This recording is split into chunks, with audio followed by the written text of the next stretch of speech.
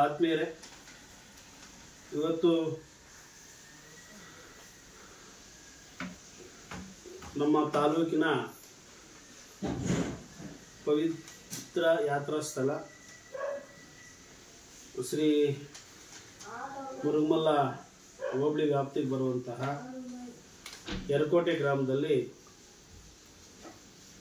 ಆದಿಪರಾಶಕ್ತಿ ಶ್ರೀ ಗಂಗಮ್ಮ ತಾಯಿ ನೆಲೆಸಿರುವಂಥ ಒಂದು ಪುಣ್ಯಕ್ಷೇತ್ರದಿಂದ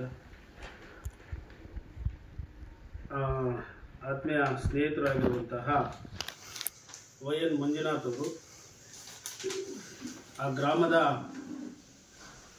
ಅಭಿವೃದ್ಧಿ ವಿಚಾರದಲ್ಲಿ ಕಳೆದ ಒಂದು 25 ವರ್ಷಗಳಿಂದ ಸತತವಾಗಿ ಆ ಗ್ರಾಮದ ಅಭಿವೃದ್ಧಿಯ ಕನಸನ್ನು ಹೊತ್ತು ಆ ಗ್ರಾಮದ ಒಬ್ಬ ಯುವಕ ಆ ಗ್ರಾಮದ ಅಭಿವೃದ್ಧಿ ವಿಚಾರದಲ್ಲಿ ಆ ದೇವಸ್ಥಾನದ ಒಂದು ಅಭಿವೃದ್ಧಿ ವಿಚಾರದಲ್ಲಿ ಆ ಊರಿಗೆ ತನ್ನದೇ ಆದಂಥ ಒಂದು ಕೊಡುಗೆಯನ್ನು ಕೊಟ್ಟಿದ್ದಾರೆ. ಜೊತೆಗೆ ಅಲ್ಲಿ ಒಂದು ಯಾತ್ರಾ ಸ್ಥಳ ಆಗಿರೋದ್ರಿಂದ ಪ್ರತಿ ವರ್ಷ ಕೂಡ ಜಾತ್ರೆ ಮಾಡೋದ್ರ ಜೊತೆಗೆ ಆ ದೇವಸ್ಥಾನದ ಅಭಿವೃದ್ಧಿ ಜೊತೆಗೆ ಅಲ್ಲಿ ಒಂದು ದೊಡ್ಡ ಒಂದು ಪ್ರಸಿದ್ಧವಾದಂಥ ಒಂದು ತೇರು ಅನ್ನು ಸಹ ಒಂದು 150 ಗ್ರಾಮಗಳಲ್ಲಿ ಸಂಚಾರ ಮಾಡಿ ಆ ಗ್ರಾಮಕ್ಕೆ ಅವಶ್ಯಕ ಇರುವಂತಹ ಆ ತೇರನ್ನು ಸಹ ಮಾಡಿಸಿರುವ ಒಂದು ಒಳ್ಳೆಯ ಕಾರ್ಯಕ್ಕೆ ಮಂಜುನಾಥ್ ಅವರು ಸಾಕ್ಷಿಯಾಗಿದ್ದಾರೆ.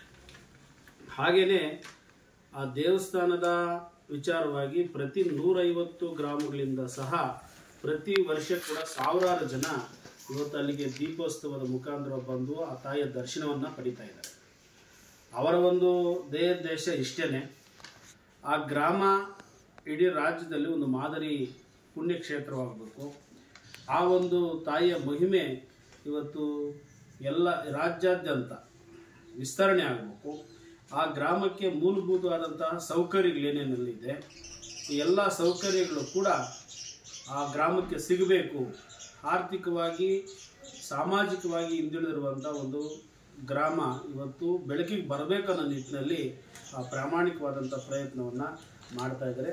ಈ ಹಿಂದೆ ಕೂಡ ಆ ಒಂದು ದೇವಸ್ಥಾನದ ಅಭಿವೃದ್ಧಿ ಸಮಿತಿಯಲ್ಲಿ ನಾವು ಕಂಡಂಗೆ ಆ ಕಮಿಟಿಯಲ್ಲಿ ಕೂಡ ಕಾರ್ಯದರ್ಶಿಯಾಗಿ ಜೊತೆಗೆ ಅಲ್ಲಿ ಕ್ರೀಡೆಗಳ ಜೊತೆಗೆ ಅಲ್ಲಿನ ಒಂದು ಸಾಂಸ್ಕೃತಿಕ ಚಟುವಟಿಕೆ ಕೂಡ ಆ ಗ್ರಾಮದ ವ್ಯಾಪ್ತಿಯಲ್ಲಿ ಆ ಹೋಬಳಿ ಮಟ್ಟದಲ್ಲಿ ಕೂಡ ನಡೆಸಿರುವುದು ಅವರ ಒಂದು ಕೆಲಸ ಅಂತ ಇವತ್ತು ನಾವೆಲ್ಲರೂ ಕೂಡ ಭಾವಿಸಬೇಕಾಗ್ತದೆ.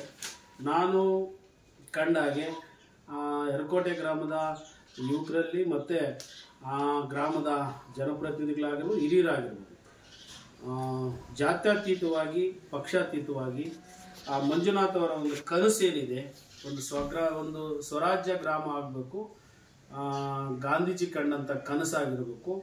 ಆ ಕನಸು ನನಸಾಗಲಿಕ್ಕೆ ಮತ್ತು ಆ ಬಾಬಾ ಸಾಹೇಬ್ ಅಂಬೇಡ್ಕರ್ ಅವರ ಕಾನೂನಲ್ಲಿ ಏನೆಲ್ಲ ಅವಕಾಶಗಳಿದೆ ಅಭಿವೃದ್ಧಿ ಆಗಲಿಕ್ಕೆ ಅದನ್ನು ಮಾಡುವ ನಿಟ್ಟಿನಲ್ಲಿ ಅಲ್ಲಿನ ಒಂದು ಸ್ಥಳೀಯ ಸರ್ಕಾರಗಳಾಗಿರ್ಬೋದು, ಪಂಚಾಯತಿಯಿಂದ ಹಿಡಿದು ಜಿಲ್ಲಾ ಪಂಚಾಯತಿ, ಮಾನ್ಯ ಜಿಲ್ಲಾಧಿಕಾರಿಗಳು ಮತ್ತು ಸರ್ಕಾರ ಮತ್ತು ನಮ್ಮ ಇಲ್ಲಿನ ಗೌರವಾನ್ವಿತ ಸಚಿವರು ಕೂಡ ಅದಕ್ಕೆ ಒತ್ತನ್ನು ಕೊಟ್ಟು ಆ ಗ್ರಾಮದ ಅಭಿವೃದ್ಧಿ ಈ ಏನು ಕರಪತ್ರದಲ್ಲಿ ಇವತ್ತು ಏನೆಲ್ಲ ಮಾಡಿದ್ದಾರೆ, ಏನು ಗ್ರಾಮಕ್ಕೆ ಏನೆಲ್ಲ ಅವಶ್ಯಕತೆ ಇದೆ, ಇವತ್ತು ರಸ್ತೆಗಳಾಗಿರ್ಬೋದು, ಹಾಲ್ ಡೈರಿ ಆಗಿರ್ಬೋದು, ಮತ್ತು ಶಾಲಾ ವಿಚಾರ ಆಗಿರ್ಬೋದು, ಮತ್ತು ಎಲ್ಲ ರೀತಿಯಾದಂತಹ ಇವಾಗ ಅಲ್ಲಿ ಈ ಹಿಂದೆ ಕೂಡ ದನಗಳ ಜಾತ್ರೆ ಆಗಿರ್ಬೋದು, ಎಲ್ಲ ಜಾತ್ರೆ ತುಂಬ ಪರಿಪೂರ್ಣವಾದಂಥ ಜಾತ್ರೆ ಆಗ್ತದೆ. ಸುಮಾರು ಲಕ್ಷಾಂತರ ಜನ ಅಲ್ಲಿ ಅನ್ನದಾನ ಕೂಡ ಮಾಡ್ತಾರೆ. ಆ ಎಲ್ಲದಕ್ಕೂ ಕೂಡ ನೀರಿನ ವ್ಯವಸ್ಥೆ ಆಗಿರ್ಬೋದು, ಮೂಲಭೂತ ಸೌಕರ್ಯಗಳಾಗಿರ್ಬೋದು, ಎಲ್ಲವೂ ಕೂಡ ಗ್ರಾಮಕ್ಕೆ ಬೇಕು. ಆ ಗ್ರಾಮ ಒಂದು ಇಡೀ ರಾಜ್ಯದಲ್ಲಿ ಅತ್ಯುತ್ತಮವಾದಂಥ ಒಂದು ಪುಣ್ಯಕ್ಷೇತ್ರ ಆಗಬೇಕು ಅನ್ನೋ ಅವ್ರು ಏನು ಕನಸಿದೆ ಅವ್ರ ಕನಸು ನನಸಾಗಲಿ ಅಂತ ನಾನು ಹಾರೈಸ್ತಾ ಇದ್ದೀನಿ. ಜೊತೆಗೆ ಈ ಒಂದು ವ್ಯಕ್ತಿಗೆ ಸಂಬಂಧಪಟ್ಟಾಗೆ ಎಲ್ಲರೂ ಕೂಡ ಕೈ ಜೋಡಿಸ್ಬೇಕಾಗ್ತದೆ. ಅವರ ಒಂದು ಇನ್ನೊಂದು ಮಹತ್ವವಾದಂಥ ಒಂದು ವಿಚಾರ ಏನಂದರೆ, ಇವತ್ತು ಸಂವಿಧಾನದಲ್ಲಿ ಅವಕಾಶ ಇಲ್ಲ ಅಂದರೂ ಕೂಡ ಇವತ್ತು ಚುನಾವಣೆ ವಿಚಾರಗಳು ಬಂದಾಗ ಅದು ಚುನಾಯಿತ ಜನಗಳಿಂದನೇ ಆಯ್ಕೆ ಆಗಬೇಕಾಗಿರುವಂಥ ಒಂದು ಇದಿರೋದ್ರಿಂದ, ವ್ಯವಸ್ಥೆ ಇರೋದ್ರಿಂದ ಅಲ್ಲಿ ಕೂಡ ಯುವಕರಿಗೆ ಅವಕಾಶ ಮಾಡಿಕೊಡ್ಬೇಕು. ಜೊತೆಗೆ ಆ ಗ್ರಾಮದ ನಿಯೋಗ ಮಾನ್ಯ ಸಚಿವರನ್ನ ಭೇಟಿ ಮಾಡಲಿ ಮತ್ತು ಜಿಲ್ಲಾಧಿಕಾರಿಗಳನ್ನು ಭೇಟಿ ಮಾಡಲಿ, ಅವರ ಸಹಕಾರ ತಗೊಂಡು ಅವರಿಗೆ ಏನಾದರೂ ಒಂದು ರಾಜಕೀಯವಾಗಿ ಅವ್ರಿಗೂ ಕೂಡ ಅವಕಾಶ ಸಿಗಲಿ, ಆ ಒಂದು ಕನಸು ಏನಿದೆ ಅವರ ಕನಸು ನನಸಾಗಲಿ ಅಂತ ನಾನು ಹಾರೈಸ್ತಾ ಇದ್ದೀನಿ.